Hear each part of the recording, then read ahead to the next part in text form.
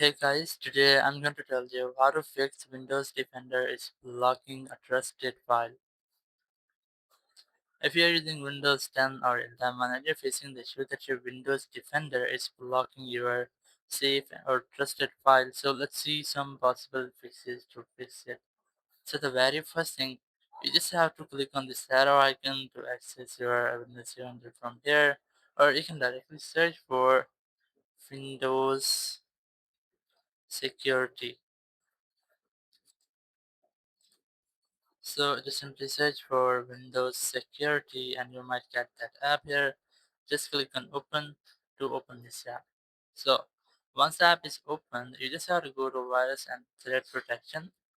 And here, if your file, if your save and trusted file has been removed from your PC or any of part of that file is been removed, so you have to go to protection history, and here you might see that file removed from your PC. You just have to click on that file and just click on restore or click on actions to restore this file. Once you have restored, the file will be restored to your PC. It won't be deleted.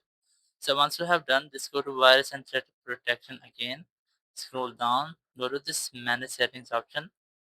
Now further scroll down, you just have to click on this add or remove exclusions. Click on it, click on yes, and here just click on add and exclusion. Now you can add a file, a folder, a file type, or a process. So I'm gonna add a folder here. Just click on folder, and now you can completely save that folder here. Just select any folder which you want. So let's say I'm going to select this one. Just click on that folder, then click on select folder, and the folder will be selected here. Now once your folder is here, Windows Defender won't check this file or scan this folder, and it won't delete anything from this folder. So now your folder is completely safe. You can easily use it using your Windows 10 or 11, so it can fix your issue. Thank you very much for watching the video. Until next video, bye bye.